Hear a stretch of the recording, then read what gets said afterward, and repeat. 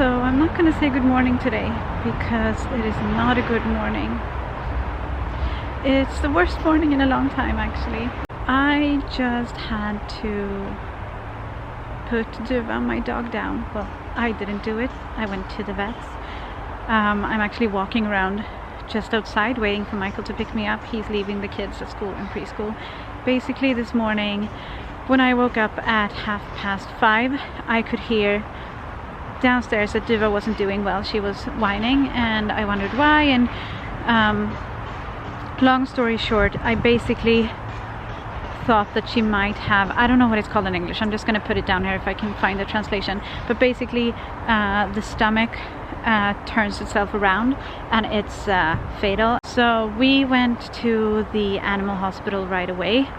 We were here at 7 because Michael had to come back from work so that we could go here. So we just packed the kids into the car and went here. I went inside with Duva and the x-rays showed that yes, I was right about what it was, and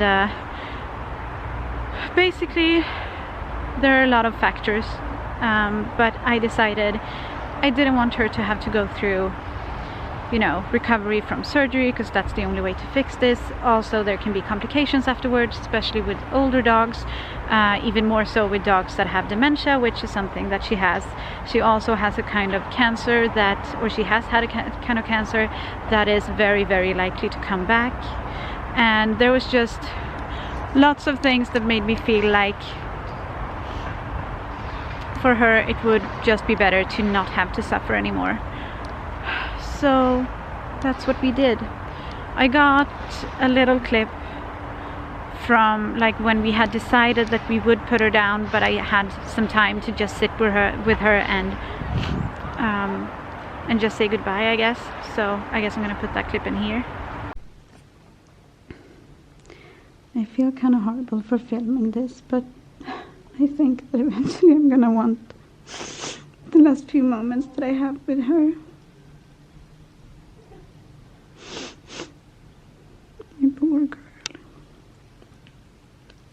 She's got a drip right now, just so that we can spend a few minutes together and so she won't get worse while we do that. And then I'm gonna put her down.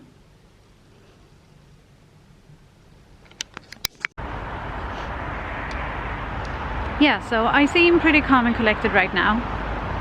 I have been crying and I will start crying again when I see Michael, and it's gonna be rough, but I'm also pretty good at like pushing my feelings away and at least not show them. So that's why I can like film this and be so calm, I guess. I don't know if it's a good thing or a bad thing, it's just a thing. But yeah, so I don't know when I'm gonna pick the camera back up again, because I'm assuming I'm not gonna really want to film anything, but we'll see. Maybe it would be a good distraction for me actually, so maybe I will be doing some filming. We will see. For now I'm just gonna pace until Michael gets here. He said that he would call me when he's left the kids at school and preschool, so waiting for his call. Gonna talk to him when he is on his way here, and then just try and process what the heck is going on and how this could happen. I mean, I don't know how it happened. You can't know how it happens apparently, according to the vets. It just happens sometimes.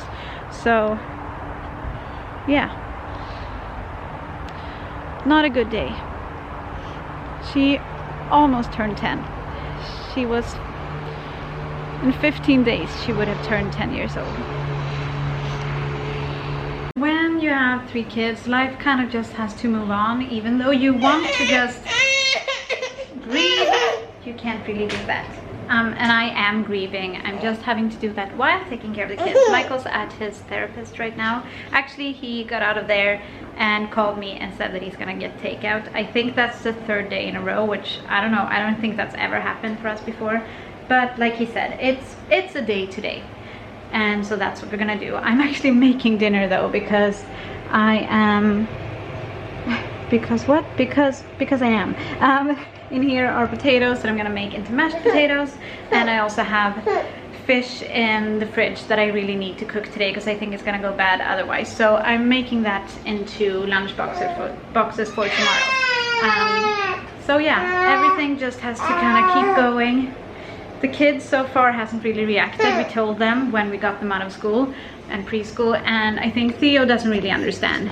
He asked if Duva is happy now, and I'm like, yeah, I didn't really know what to say. He doesn't understand that she's not gonna come back, even though I've said that a couple of times. Tyrion actually had a friend have a dog pass away a few days ago, so I think he was a bit more prepared in a way, but he hasn't showed any like sadness or anything yet. I don't think he properly understands either, so we'll see what happens with that. And for me, I'm kind of like I said before, I've kind of pushed the feelings away too. So yeah, most likely it'll all come out at once eventually when I just have a moment to feel, I guess. And not looking forward to that, but for now we're just kind of holding it together. We're gonna take Duva's bed away that we have under here.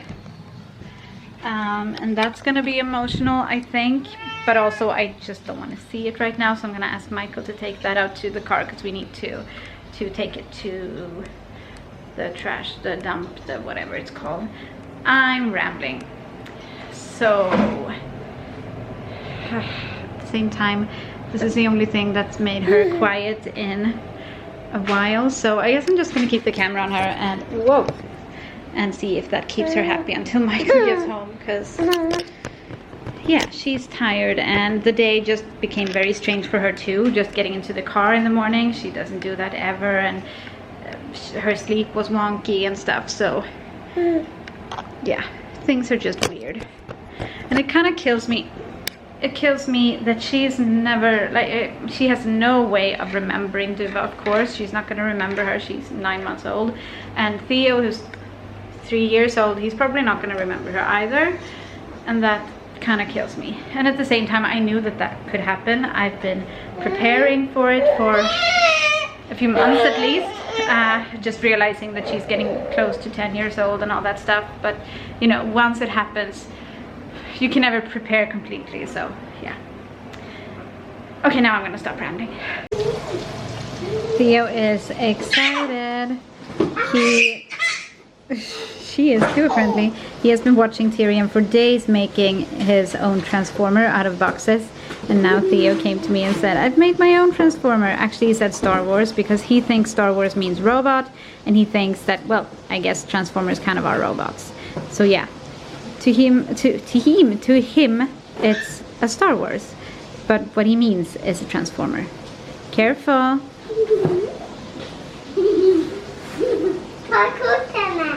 I'm filming her. He said take a picture of her. Ta kort.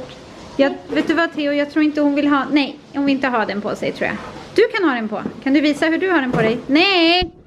Nej, inte så. Hon kan jag illa sig. Du får visa hur du har den på dig.